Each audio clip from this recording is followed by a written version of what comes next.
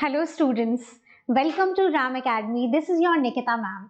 हम पढ़ रहे थे जनरल मैनेजमेंट और जनरल मैनेजमेंट में यूनिट टू जो है आपकी, वो आपको बताती है प्रिंसिपल ऑफ मैनेजमेंट या प्रबंधन के सिद्धांत को हमने टू पार्ट्स में डिवाइड किया था।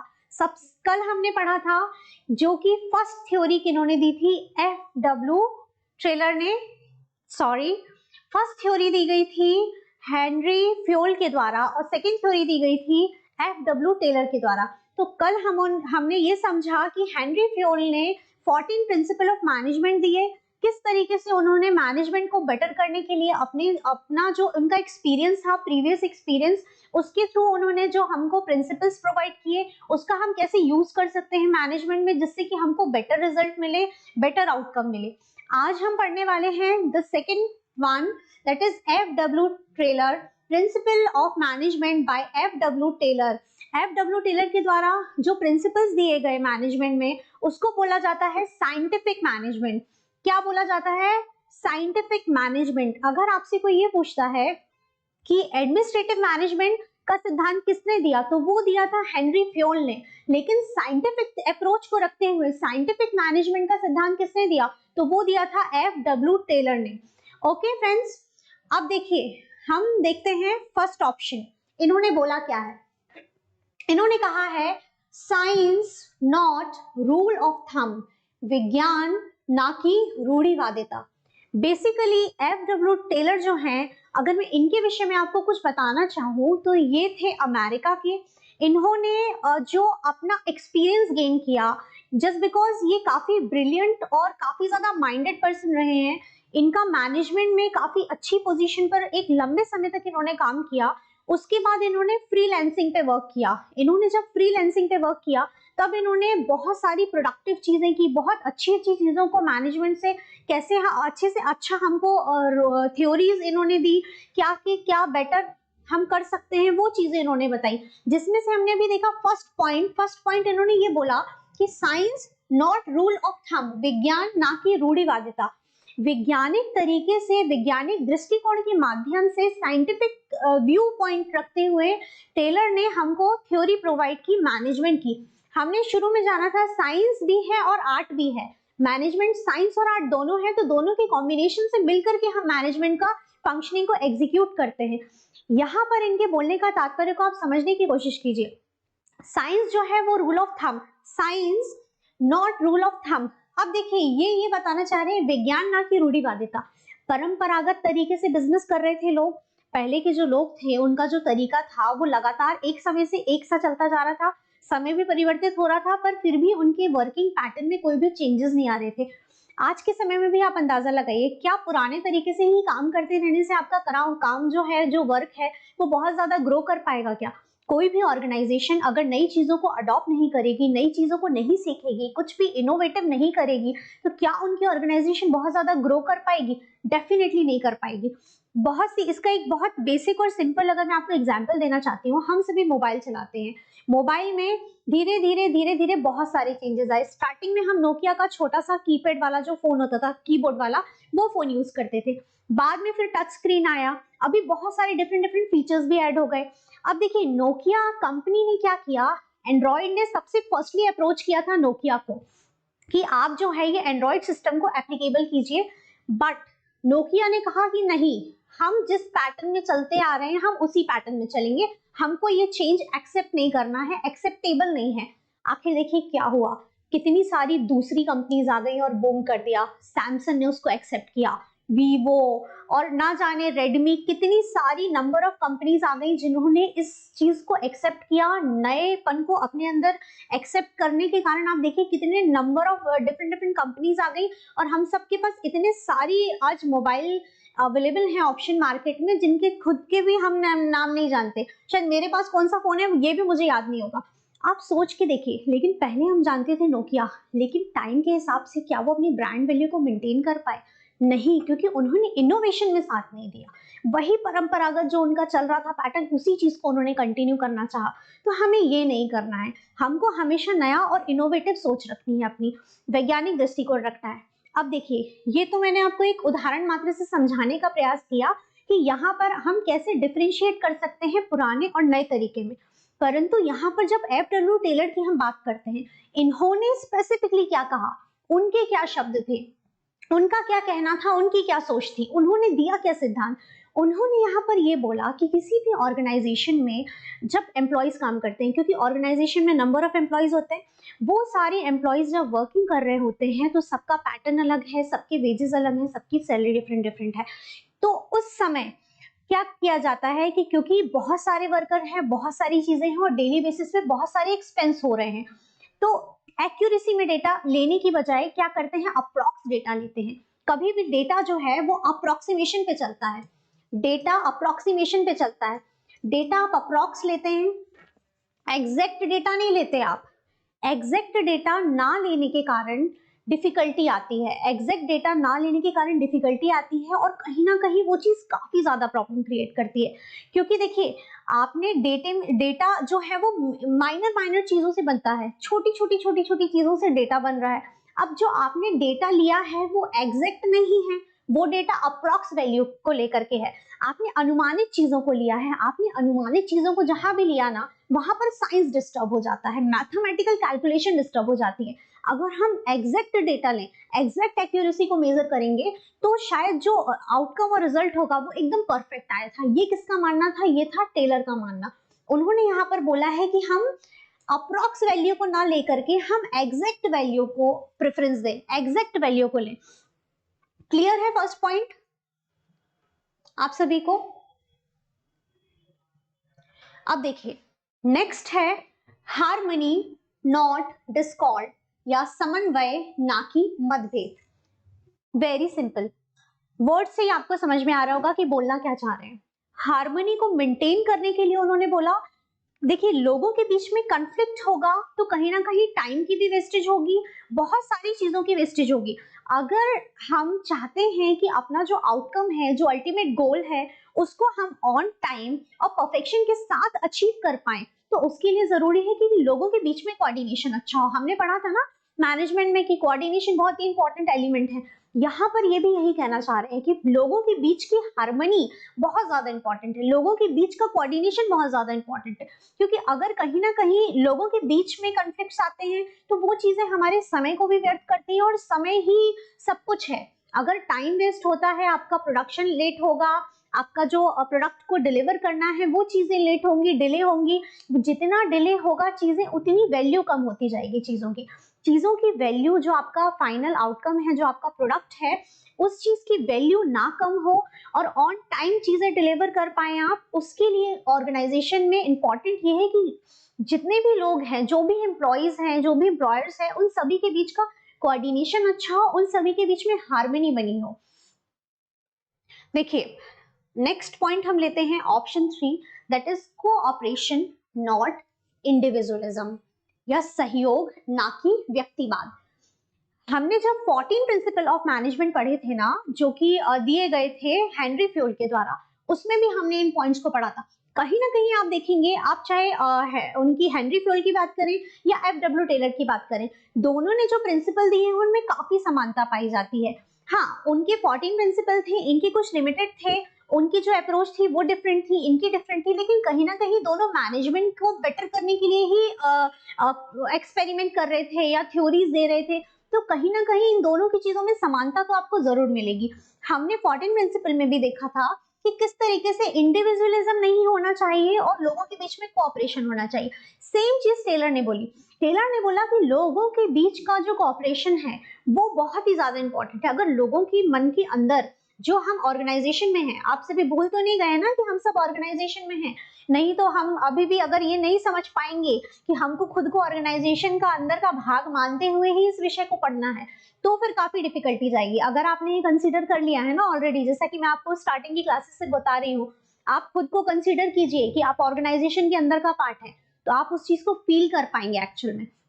तो अब आप ऑर्गेनाइजेशन का भाग है, तो आप खुद सोच के देखिए, इतने सारे लोग साथ में मिलकर के काम कर रहे हैं, अगर सबके बीच में बहुत अच्छा समन्वय होगा तो कितना अच्छा काम हो जाएगा, काम का बर्डन भी नहीं लगेगा, वो चीजें बहुत स्मूथली और बहुत अच्छे से रन हो पाएंगी, लोगों के बीच में इतने ज्यादा मतभेद नहीं बढ़ेंगे, लोगों के बीच में इतनी प्रॉब्लम्स नहीं आएंगी कि उनका वर्क एग्जीक्यूशन ना हो पाए। कहीं ना कहीं अगर किसी को काम में कुछ कठिनाई जा रही होगी तो दूसरा उसकी मदद कर देगा, उससे उसका काम अच्छा हो पाएगा, क्योंकि अल्टीमेट गोल जो है, हमारा फाइनल गोल जो है वो ऑर्गेनाइजेशन के बेटरमेंट के लिए। यहाँ पर हम इंडिविजुअल को कुछ भी प्रूव करने के लिए नहीं आए हैं, यहाँ पर हम ऑर्गेनाइजेशन की ग्रोथ के लिए काम कर रहे हैं। इसलिए हम चीजों को इंडिविजुअल लेवल पे ना देख करके हम चीजों को ग्रुप लेवल पे देखते हैं, हम ऑर्गेनाइजेशन लेवल पर देखते हैं। मुझे लगता है ये पॉइंट आपको क्लियर होगा ऑप्शन नंबर 3।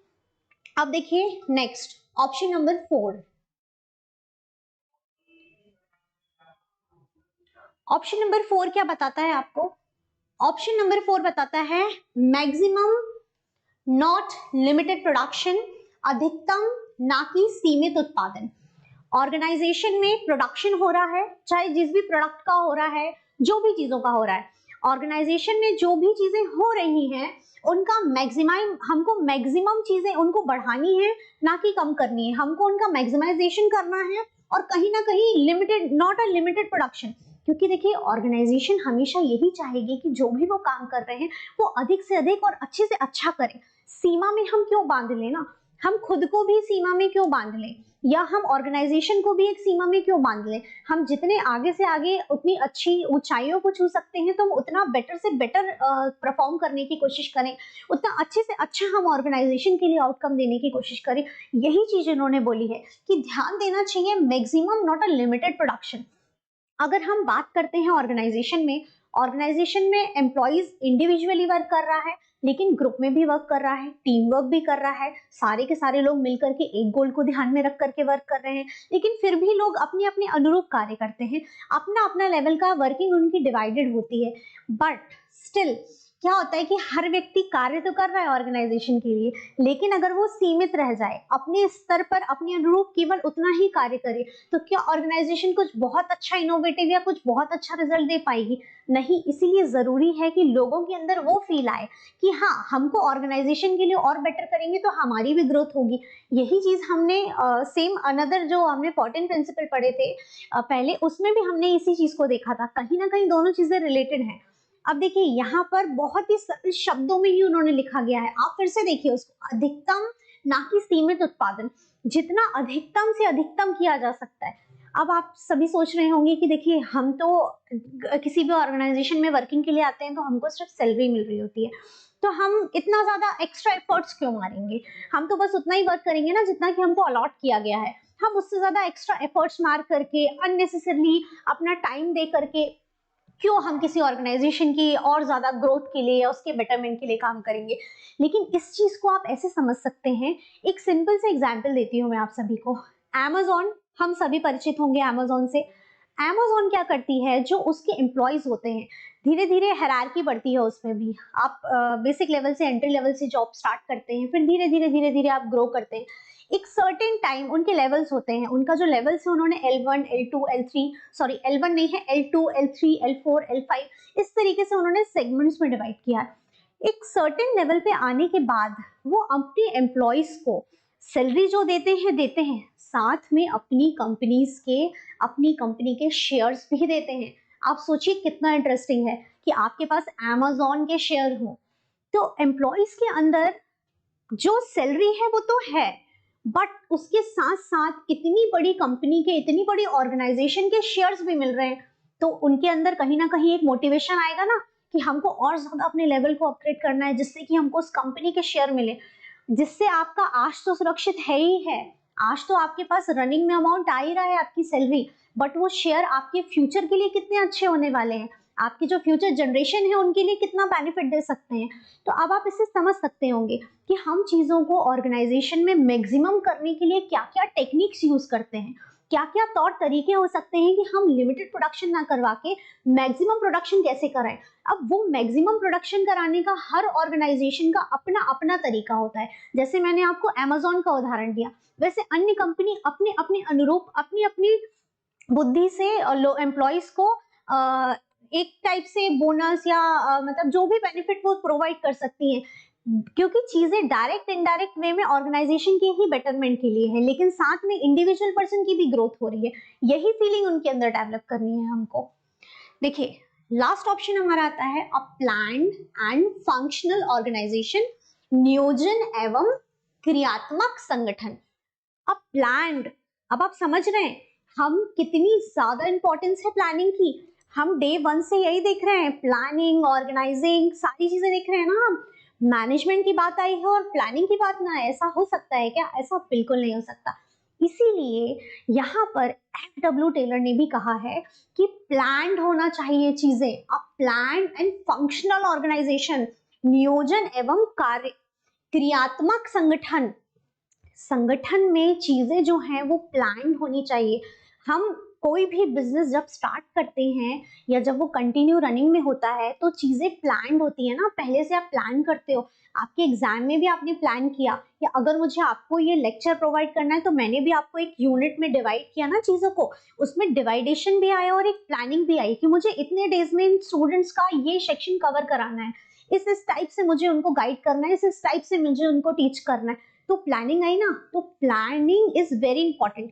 किसी भी ऑर्गेनाइजेशन में मैनेजमेंट का बहुत ज्यादा इंपॉर्टेंस है। उस चीज को मेंटेन करने के लिए प्रॉपर और परफेक्ट मैनेजमेंट और एक अच्छा मैनेजमेंट होने के लिए जरूरी है कि आपकी चीजें प्लान्ड हो। क्योंकि जो प्लानिंग होती है ना, हमने स्टार्टिंग डेफिनेशन में भी देखा था, प्लानिंग जो होती है अगर वो अच्छी होती है, अगर चीजें प्लान्ड होती हैं तो आपका जो फ्यूचर आउटकम है, जो आपका फ्यूचर रिजल्ट है वो बहुत अच्छा आता है। जो आपका मेन मोटिव है ऑर्गेनाइजेशन में, उसको आप इजीली फुलफिल कर पाते हैं। और साथ ही साथ फंक्शनल ऑर्गेनाइजेशन, या जो भी कार्य कर रहे हैं, जो भी क्रियाकलाप वहां पर चल रहा है, वो सारी चीजें बहुत ही अच्छे से ऑर्गेनाइजेशन में बहुत ही अच्छे से प्लान्ड वे में, और फंक्शन जो है वो कंटिन्यूस प्रोसेस में चलना चाहिए, ना कि चीजें आज कुछ है कल कुछ नहीं है। क्या ऐसा होता है कि ऑफिस में आज आप 10 to 5 गए हैं और नेक्स्ट डे आप 2 to 5 जाएंगे?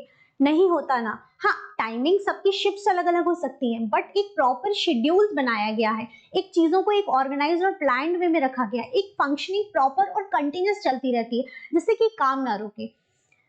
समझ में आया आप सभी को बेसिक क्या इन्होंने बोला है? अब देखिए आप सभी सोच रहे होंगे कि मैम ने बताया कि साइंटिफिक अप्रोच है या ये एक साइंटिफिक थ्योरी है, बट ये तो बहुत सिंपल था। वो सिंपल इसलिए था क्योंकि मैंने आपको बहुत ही सिंपल वे में इस चीज को एक्सप्लेन किया है। अब इन्होंने इसको साइंस से कैसे रिलेट किया था ना, अगर आप इसको साइंटिफिक स्वरूप में जानना चाहते हैं तो आप एक एक जितने भी पक्ष हैं जो मैंने आपको 1 to 5 बताए, इन एक एक पक्ष को अगर आप देखें तो आप साइंस के अप्रोच के माध्यम से भी देख सकते हैं। जो फर्स्ट वाला था हमारा, उसमें भी हमने बोला था science not rule of thumb, जिसमें मैंने आपको क्या बोला था, जो डेटा है, जो कैलकुलेटिव डेटा है, जो पर डे के जो एक्सपेंसेस हो रहे हैं, वो सारे एक्सपेंसेस आपके एक्यूरेट होने चाहिए, एग्जैक्ट होने चाहिए। जो आप इन्वेस्ट कर रहे हो पर डे, जो आप खर्च कर रहे हो, वो चीजें वैसी की वैसी हो, ना कि अप्रॉक्स डेटा लो। तो मैथमेटिक्स का यूज किया, यहाँ कैलकुलेशन का यूज किया, तो साइंस की अप्रोच आई। अनदर वन में देखिए हार्मनी था, नॉट डिस्कॉर्ड था, लोगों के बीच में कोऑर्डिनेशन को मेंटेन करना, और ना कि लोगों के बीच में मतभेद आए या कॉन्फ्लिक्ट आए। लोगों के बीच में कॉन्फ्लिक्ट नहीं लेके आना है, जिसके लिए आप साइंस कैसे यूज कर रहे हो, आप बहुत सारे तरीके से साइंस यूज कर रहे हो। अगर आप अपने ब्रेन का यूज कर रहे हो, उन लोगों के बीच में बहुत सी एक्टिविटीज कंडक्ट करा रहे हो जिससे उनके बीच का जो कोऑर्डिनेशन है वो मेंटेन रहे, जिससे आप प्रॉपर उनको कंप्यूटर प्रोवाइड कर रहे हैं या डेटा को मैनेज करने के लिए चीजें प्रोवाइड कर रहे हैं, तो हर किसी का अगर आपने सेपरेट कैबिन दिया है, उनको कंप्यूटर प्रोवाइड किया है, तो उनके बीच का कोऑर्डिनेशन बेटर रहेगा, क्योंकि किसी को किसी के साथ ऐसा डील नहीं करना पड़ेगा कि उनके बीच में कॉन्फ्लिक्ट आए। तो वहां भी कहीं ना कहीं साइंस की अप्रोच लगती है। नेक्स्ट जो है आपका सहयोग, ना कि व्यक्तिवाद, इसमें भी साइंस की अप्रोच है। इस तरीके से आप हर ऑप्शन में कहीं ना कहीं उन्होंने एक साइंटिफिक तरीके से सोचने की कोशिश की है। बेसिकली साइंस क्या करता है, देखिए दूसरे विषयों में और विज्ञान में क्या अंतर है। विज्ञान चीजों की एक्यूरेसी पे ध्यान देता है, वो हमेशा ये देखता है कि चीजों की कितनी ज्यादा परफेक्शन से वैल्यू आए। यही चीज उन्होंने भी ध्यान देने की कोशिश की बाकी की थ्योरीज में, और इस थ्योरी में आपको यही डिफरेंस है। इनका जो मेन मोटिव था एफ.डब्ल्यू. टेलर का, इन्होंने चीजों के परफेक्शन पे ध्यान देने की कोशिश की, और जहां भी परफेक्शन की या एक्यूरेसी की बात आती है वही साइंस काम करता है। साइंस जो है, जैसे कि आप बात करते हैं कि ऑपरेशन होता है किसी पर्सन का, हार्ट सर्जरी हो रही है, ब्रेन सर्जरी हो रही है, क्या वहां पर स्कोप होता है डॉक्टर के पास, सर्जन के पास कि वो थोड़ी सी भी मिस्टेक कर सके? नहीं होता। क्या जो बड़े से बड़े लेवल पे जो डील कर रहे होते हैं चीजें, क्या उनके पास स्कोप होता है कि वो डेटा में थोड़ा बहुत भी चेंजेस कर पाए? नहीं कर सकते वो, क्योंकि चीजें एक चीज से दूसरी चीज जुड़ी है, सारी चीजें डिस्टर्ब हो जाएंगी। इसीलिए जो एफ.डब्ल्यू. टेलर थे, उन्होंने एक वैज्ञानिक तरीके से चीजों को सोचा कि क्यों ना हम चीजों को इतना परफेक्ट वे में करें कि वो चीजें जो हैं वो हमको डिफिकल्टी ना दें। लेकिन कहीं ना कहीं इनकी जो थ्योरी थी वो उतनी सक्सेसफुल नहीं रही, क्योंकि वर्कर्स ने इनकी थ्योरी का ऑपोज किया था, क्योंकि ज्यादा एक्यूरेसी और ज्यादा परफेक्शन में हर किसी को रास नहीं आता है। इसीलिए इनकी थ्योरी ज्यादा मान्यता उनको नहीं मिली, ज्यादा जितनी की मान्यता हेनरी फ्योल की थ्योरी को दी गई थी। चलिए, तो बात का विषय है, अभी हम आगे टॉपिक पे बढ़ते हैं, हम कंपैरिजन करते हैं। अभी तक हमने दो थ्योरीज पढ़ी, ये देखिए, जिनके विषय में हम इतना सुन रहे थे, उनकी पिक्चर्स भी अवेलेबल है हमारे पास, आप चाहें तो इनको देख सकते हैं ताकि आप और अच्छे से उन चीजों को फील कर पाएंगे कि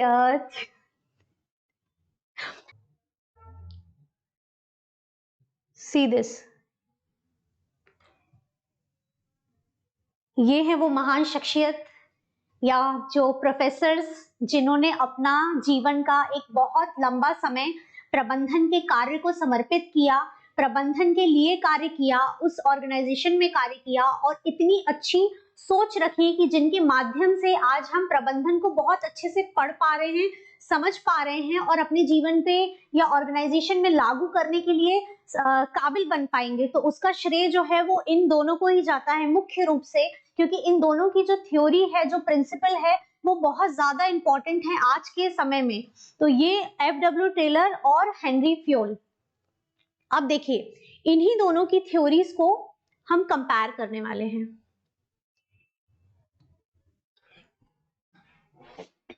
अब देखिए, comparison of approaches of Taylor and Fayol.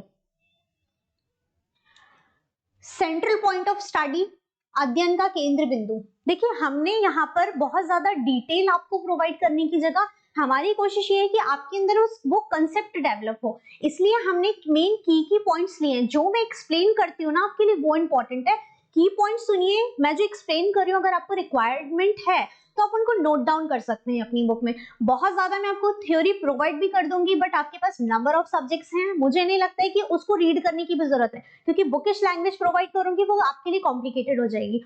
अब देखिए, हम बहुत ही सिंपल चीज को समझने वाले हैं।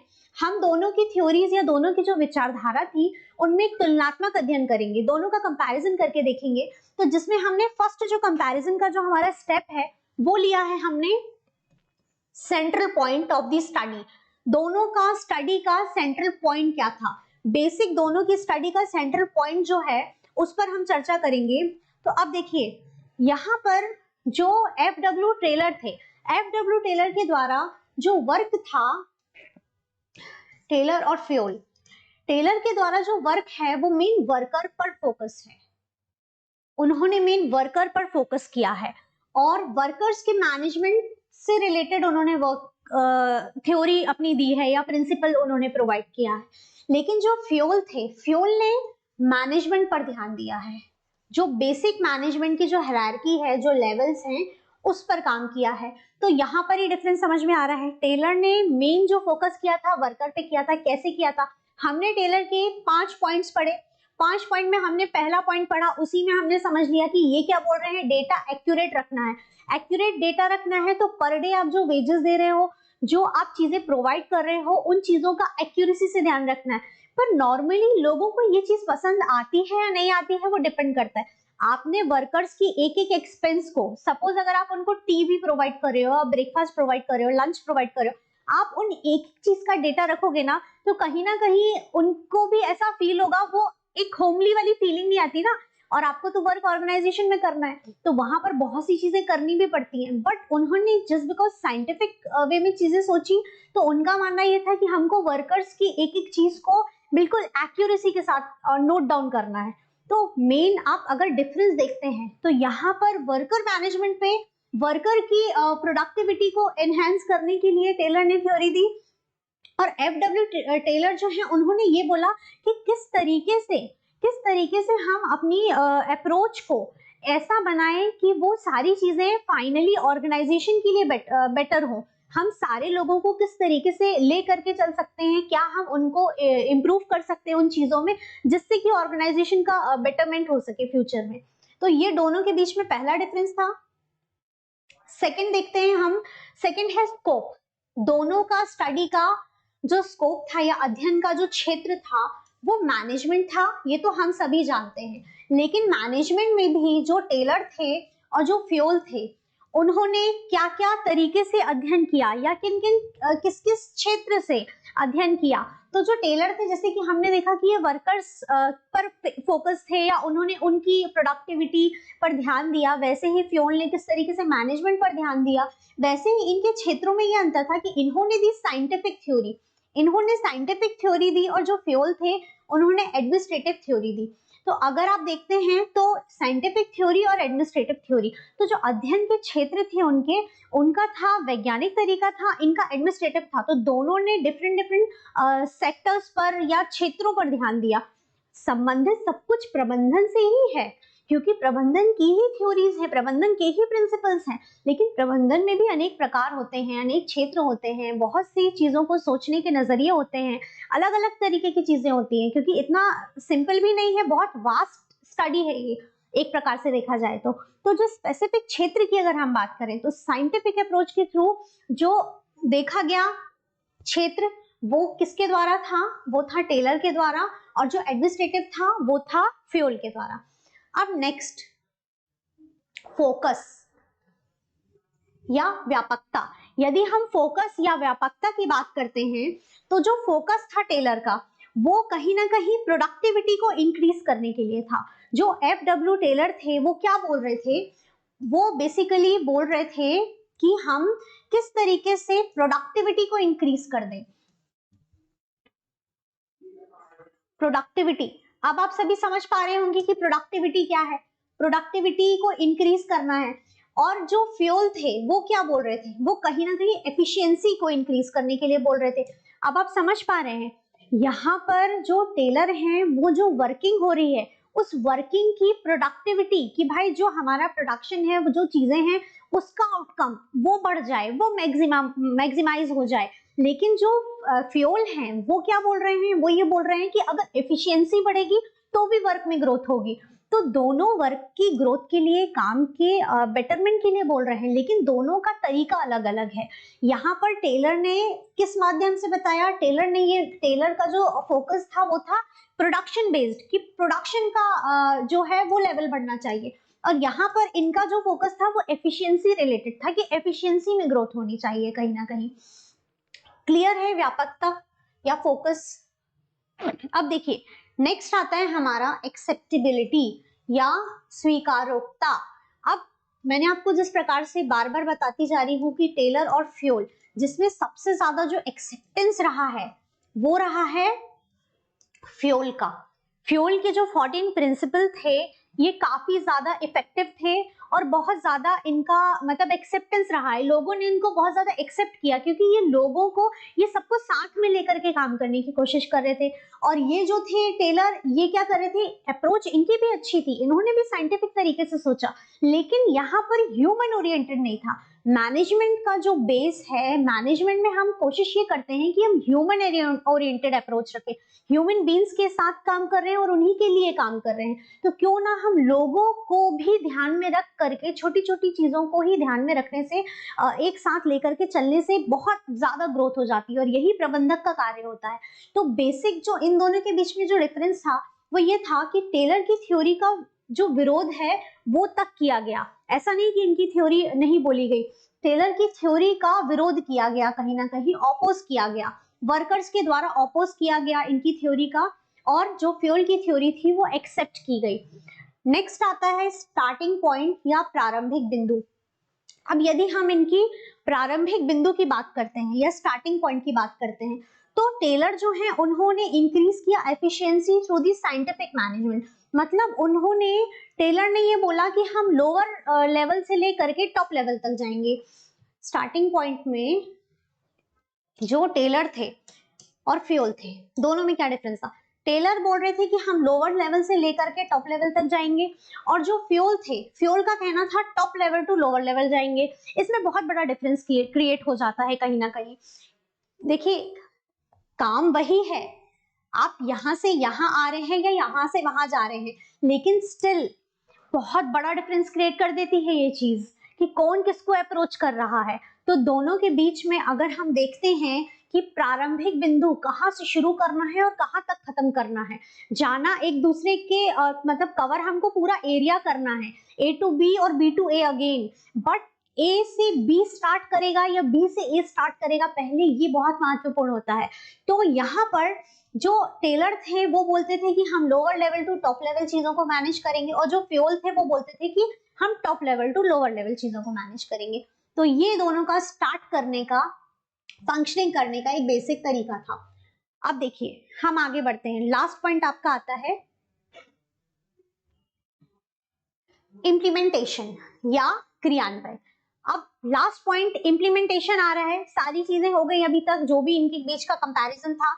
अब अगर हम बात करते हैं इम्प्लीमेंटेशन की, तो जो टेलर थे उनकी जो थ्योरी थी वो कहीं ना कहीं थ्योरेटिकल फॉर्म में थी। कैसी थी? थ्योरेटिकल फॉर्म में थी। और जो फ्यूल थे उनकी प्रैक्टिकल अप्रोच थी। ठीक है, अब देखिए, है तो ये साइंटिफिक थ्योरी और ये एडमिनिस्ट्रेटिव थ्योरी, उसके बावजूद भी याद रखिएगा जो टेलर की थ्योरी है वो थ्योरेटिकल फॉर्म में है, जो टेलर का प्रिंसिपल है, क्योंकि उन्होंने चीजों को अप्रोच रखने के लिए थ्योरेटिकल फॉर्म में चीजें बताई। पर जो फ्यूल थे, फ्यूल ने प्रिंसिपल्स हमको प्रोवाइड किए थे, 14 प्रिंसिपल प्रोवाइड किए थे। उन सारे प्रिंसिपल में कहीं ना कहीं एक प्रैक्टिकल अप्रोच लग रही थी, इसीलिए उनकी थ्योरी का जो कंसेप्ट था वो था प्रैक्टिकल। तो अब आप समझ सकते होंगे कि जो इम्प्लीमेंटेशन करना है इसको प्रैक्टिकली कर सकते हैं आप, और थ्योरेटिकली समझने के लिए टेलर की थ्योरी ठीक है, लेकिन प्रैक्टिकल एप्लीकेशन की जहां बात आती है वहां पर हम फ्यूल की थ्योरी की इंपॉर्टेंस ज्यादा हो जाती है कहीं ना कहीं। ये था फ्यूल और टेलर की जो बेसिक 2 प्रिंसिपल्स हमने पढ़े, उन दोनों के बीच का कंपैरिजन। ये दोनों ही जो प्रोफेसर्स थे, इन्होंने अपना पूरा जीवन मैनेजमेंट में देने के बाद हमको बहुत ही अच्छे 2 प्रिंसिपल्स दिए हैं। बहुत सिंपल है और बहुत इजी वे में मैंने आपको यहाँ पर समझाने की कोशिश की है। आप सभी, मुझे उम्मीद है कि आपने प्रीवियस जो लेक्चर्स थे उनको कंप्लीट किया होगा। हमको यूनिट 2 में बहुत सारे टॉपिक्स नहीं पढ़ने थे। यूनिट 2 हमारी थी प्रिंसिपल ऑफ मैनेजमेंट, जिसमें हमने 2 प्रोफेसर्स की प्रिंसिपल्स को पढ़ा है। एक थे हेनरी फ्यूल, दूसरे थे FW टेलर। इन दोनों के प्रिंसिपल्स को आप बहुत अच्छे से पढ़िए। इनसे रिलेटेड जो भी MCQs आते हैं वो सारे के सारे MCQs हम आपको आगे की क्लासेस में धीरे धीरे मैं कराती जाऊंगी। बिल्कुल भी वरिड मत होना कि MCQs कभी हैं कभी नहीं आ रहे हैं क्लासेस में, क्योंकि मैंने आपको जब डे 1 की जो मेरा इंट्रोडक्शन वाली क्लास थी उसमें मैंने आपको बताया था कि मैं आपको पढ़ाऊंगी कैसे, किस तरीके से मैं आपको चीजें बताऊंगी। तो मैं आपका बेसिक कंसेप्ट बिल्डिंग पे काम कर रही हूँ। फिर धीरे धीरे हम ये कर सकते हैं कि बीच बीच में कभी MCQ का स्पेशल सेशन ले सकते हैं, या कंप्लीशन होने के बाद भी हम MCQ को कवर कर सकते हैं। तो ऐसा बिल्कुल नहीं होने वाला है कि आपका कुछ भी मिस होगा, MCQ होगा या कोई भी टॉपिक होगा, क्योंकि कंसेप्ट समझेंगे तो MCQ आप अच्छे से कर पाएंगे। आज मैं आपको कोई भी MCQ कराऊंगी बेसिक, जो भी आप जहां से भी जिन भी रिसोर्सेज से पढ़ रहे होंगे, बिल्कुल टेंशन मत लेना कि इस क्लास में आपको MCQs नहीं मिलेंगे, क्योंकि मिलेंगे। मैंने इंट्रोडक्शन की क्लास में क्लियरली आपको बताया है कि मेरा पढ़ाने का पैटर्न कैसा होगा। बट अगर फिर भी इसके बाद भी अगर आप में से किसी को भी लगता है कि आपको रिक्वायरमेंट है कि हम अभी ही मिड में कभी कभी उसके सेशंस लगा लें या उनकी क्लासेस कंडक्ट कर लें, तो आप सभी कमेंट बॉक्स में कमेंट करके बता सकते हैं। हाँ जी, अब बात करते हैं हम लास्टली कमेंट की। तो मैंने देखा कि किसी ने पूछा था कि मैम MCQs या ऑब्जेक्टिव के लिए कौन सी बुक अच्छी होगी। MCQs या ऑब्जेक्टिव के लिए आपको किसी भी बहुत सारे रिसोर्सेज कलेक्ट करने की जरूरत नहीं है, क्योंकि हम क्लास में ही मैक्सिमम चीजों को कवर कराएंगे। हमारे जो राम एकेडमी का टेलीग्राम चैनल है उस पे ये जो आप यूट्यूब चैनल पे अभी ऑनलाइन प्लेटफॉर्म पर है, यहाँ पर भी हम लिंक पे सारी चीजें आपको अलग से भी प्रोवाइड करेंगे पीडीएफ के फॉर्म में। नंबर ऑफ एमसीक्यूज हम क्लास में भी करने वाले हैं, पीडीएफ फॉर्म में भी आपको टेलीग्राम ग्रुप के माध्यम से मिलेंगी। तो आप सभी बिल्कुल भी वरिड मत होइए, बहुत सारे रिसोर्सेज कलेक्ट भी कर लेंगे और उसका कोई आउटकम नहीं आएगा, क्योंकि बहुत सारी बुक्स हम ले लेते हैं पर उसको पढ़ नहीं पाते। समय सीमित है और उस सीमित समय का सदुपयोग कीजिए। यही हम मैनेजमेंट में सीख रहे हैं कि किस तरीके से हम ऑप्टिमम यूटिलाइजेशन कर सके जो भी रिसोर्सेज हैं। तो प्लीज वरिड मत होइए किसी भी चीज को लेकर के, और कोई भी डाउट है तो हम कभी कभी लाइव क्लासेस में उसको डिस्कस कर सकते हैं। कोई भी परेशानी की बात नहीं है, बहुत ही सामान्य विषय है, सामान्य रूप से समझने की कोशिश कीजिए। चलिए स्टूडेंट्स, यूनिट 2 कंप्लीट होती है। अब हम नेक्स्ट यूनिट पढ़ेंगे नेक्स्ट क्लास में। नेक्स्ट क्लास से हमारी यूनिट 3 स्टार्ट होगी, बिजनेस एनवायरनमेंट। वो भी बहुत ही इंटरेस्टिंग होगी और उसको हम बहुत सारे आयाम देखेंगे, बहुत सारे चीज़ों के माध्यम से, बहुत सारे एग्जाम्पल्स के थ्रू समझने की कोशिश करेंगे कि बिजनेस एनवायरनमेंट एक्चुअल में क्या होता है। तो बहुत ही इंटरेस्टिंग होने वाली है नेक्स्ट यूनिट आप सभी के लिए। Thank you all of you.